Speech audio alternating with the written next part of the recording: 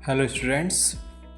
इस वीडियो में हम देखेंगे आप क्लास 9th की साइंस की बुक से चैप्टर नंबर 7 अध्याय 7 जिसका नाम है गति, उसके न्यूमेरिकल वैल्यू का क्वेश्चन देखेंगे। फर्स्ट प्रश्न कहता है, एक एथलीट वृत्तीय रास्ते जिसका व्यास 200 मीटर है का एक चक्कर 40 सेकंड में लगाता है। 2 मिनट 20 सेकंड के बाद वह कितनी दूरी तय करेगा और उसका विस्थापन क्या होगा। तो देखो, वो एक वृत्तीय सर्कल मतलब एक वृत्तीय रास्ता बनाएंगे। माना वो ए पॉइंट से शुरू करता है और एक चक्कर लगा के यहाँ आता है। एक चक्कर में लगाने में लगा समय कितना था? 40 सेकंड। तो हम व्यास लिख लेंगे। व्यास कितना है बच्चों? 200 मीटर। तो व्यास की आधी होती है त्रिज्या आर निकाल लेंगे। 200/2 लिखेंगे जो हो जाएगा 100 मीटर। एक चक्कर में लगा समय 40 सेकंड, तो 2 मिनट 20 सेकंड में लगे चक्कर कितने हो जाएंगे? इसका डिवीज़न कर देंगे। जितना समय है उस समय से एक चक्कर में लगाए समय से भाग दे देंगे। तो कितना आ जाएगा? इसे जोड़ेंगे तो 140 आएगा। 140/40 मतलब 3.5। मतलब वो धावक या एथलीट 2 मिनट 20 सेकंड अर्थात 140 सेकंड में 3.5 चक्कर लगाएगा। 3.5 चक्कर लगाएगा। हमें निकालनी है दूरी की, उसने कितनी दूरी तय की। तो एक चक्कर में तय दूरी बराबर वृत्त की परिधि, क्योंकि वृत्त की एक परिधि उसने एक चक्कर में पूरी की। तो फिर कितनी हो जाएगी? 2πr। वृत्त की परिधि होती है 2πr। 2 × 22/7 × r कितनी है? 100 मीटर है, वो यहाँ रख देंगे। फिर हम 3.5 चक्कर में तय दूरी बराबर कितना हो जाएगा? 3.5 × 2 × 22/7 × 100 करेंगे। फिर हम 3.5 दशमलव हटा के 10 कर देंगे और 10 × 10 10 धाम 100 काट देंगे। हमारी वैल्यू क्या आ जाएगी नीचे?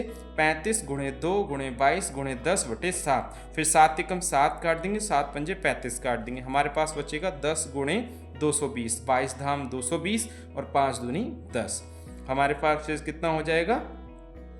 2200 मीटर। तो तय दूरी कितनी हो गई? 2200 मीटर। और हमें निकालना था विस्थापन। विस्थापन क्या होगा? देखिए, वो एक चक्कर में चला तो यहाँ आ गया, दूसरे चक्कर में चला यहाँ आ गया, तीसरा चक्कर चला फिर यहीं आ गया, लेकिन उसे 3.5 चक्कर लगाए उतने मिनट में। तो यहाँ से फिर यहाँ आ जाएगा आधा चक्कर में। तो यहाँ से यहाँ तक की दूरी कितनी है बच्चों? 200 मीटर। ठीक है, तो ये इसका विस्थापन हो गया। ये दोनों आंसर हो गए। 2200 मीटर तय दूरी है और 200 मीटर एथलीट का विस्थापन हो गया। इस वीडियो में बच्चों हम दूसरा क्वेश्चन देखेंगे। क्लास 9th साइंस की बुक चैप्टर 7 का सेकंड क्वेश्चन कह रहा है, 300 मीटर सीधे रास्ते पर जोसेफ जॉगिंग करता हुआ 2 मिनट 30 सेकंड में एक सिरे ए से दूसरे सिरे बी पर पहुंचता है और घूमकर 1 मिनट में 100 मीटर पीछे बिंदु सी पर पहुंचता है। जोसेफ की औसत चाल और औसत वेग क्या होंगे? नंबर ए सिरे ए से सिरे बी तक तथा नंबर बी में सिरे ए से सिरे सी तक। बच्चों यहाँ ध्यान रखना, कुछ में मिसप्रिंट है। यहाँ 50 सेकंड नहीं है, यहाँ 30 सेकंड होना चाहिए। तो आप लोग अपनी बुक में इसे ठीक कर लेना। अब इसे सॉल्व करते हैं। क्वेश्चन 2 देखिए, हमें क्या करना पड़ेगा? 300 मीटर पहले सीधा रास्ता बनाना पड़ेगा जिस पे जॉगिंग करता हुआ जोसेफ जा रहा है। तो हम क्या करेंगे? पॉइंट ए और एक पॉइंट बी बना लेंगे। ठीक है बच्चों, और इसे हम सीधे ज्वाइन कर लेंगे इस लाइन को, इन दोनों पॉइंट को। ठीक है, और इसकी जो डिस्टेंस है बच्चों कितनी बताई है? 300 मीटर। 300 मीटर। ठीक है, ये पॉइंट बी है। तो ये सीधी रेखा में गति कर रहा है ए से बी तक, फिर बी से वापस आता है पॉइंट सी पर। ठीक है, और ये डिस्टेंस कितनी हो गई बच्चों? 100 मीटर, जैसा कि वो रिटर्न आता है। ठीक, तो अब हम पहले देखेंगे कि उसने सीधी रेखा में जब गति की तब पहला कह रहा है ना कि ए पॉइंट कह रहा है सिरे ए से सिरे बी तक उसकी औसत चाल और औसत वेग क्या होंगे। तो पहले निकालेंगे बच्चों औसत चाल ए के लिए। सिरे ए से बी तक औसत चाल, औसत चाल। तो चाल बराबर क्या होता है बच्चों? दूरी बटे समय। दूरी बटे समय। बेटा दूरी कितनी है बच्चों? ए से लेके बी तक 300 मीटर। तो हम लिख देंगे 300 मीटर। और बच्चों समय कितना लगा उसे 300 मीटर तय करने में? 2 मिनट 30 सेकेंड। तो 2 मिनट 30 सेकेंड कितना होता है बच्चों?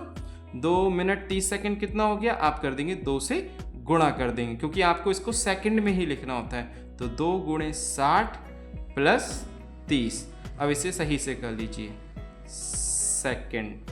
अब इसे लिखेंगे 300 बटे, देखिए 6 दूनी 12, 120 और प्लस 30 कितना हो जाएगा बच्चों? ध्यान से देखिएगा, 2 गुणे 60 प्लस 30, तो 2 छंग 12, 120 और 30 150 सेकेंड हो जाएंगे ये, और ये है मीटर। तो देखिए 150 एकम 150, 150 दूनी 300। तो बच्चों औसत चाल कितनी आ जाएगी? औसत चाल आ जाएगी 2 मीटर प्रति सेकेंड। ठीक है, ये औसत चाल आ गई। और बच्चों एक बात, अब आप सोचेंगे कि औसत वेग कैसे निकालें? याद रखिए, वेग की परिभाषा क्या है?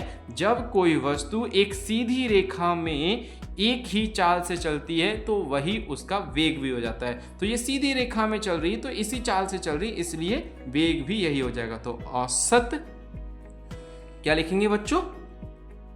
औसत वेग। औसत वेग क्या होगा?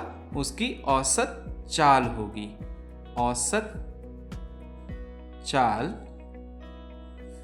बराबर 2 मीटर प्रति सेकेंड। ठीक है बच्चों, अब हम देखेंगे दूसरा पॉइंट। दूसरा पॉइंट बी में कह रहा है कि बी से सी, है ना, आया वापस, तो हमें दूसरे पॉइंट में निकालनी है सिरे ए से सिरे सी तक। कहां से बच्चों? सिरे ए से सिरे सी तक, मतलब यहां से सी तक की हमें क्या निकालना है? औसत चाल और औसत वेग। अब बच्चों ध्यान से देखना है, इसको कंफ्यूज मत होना। सिरे ए से सिरे सी तक, ठीक है, औसत चाल कितनी होगी और औसत वेग क्या होगा? देखो बच्चों, हमें जब चाल निकालेंगे या वेग निकालेंगे, हमें बहुत ध्यान से रीड करना होता है, शब्दों को पढ़ना होता है, फिगर को समझना होता है, और जो वैल्यूज दी होती है उनको बहुत ध्यान से याद रखना पड़ता है। ठीक है।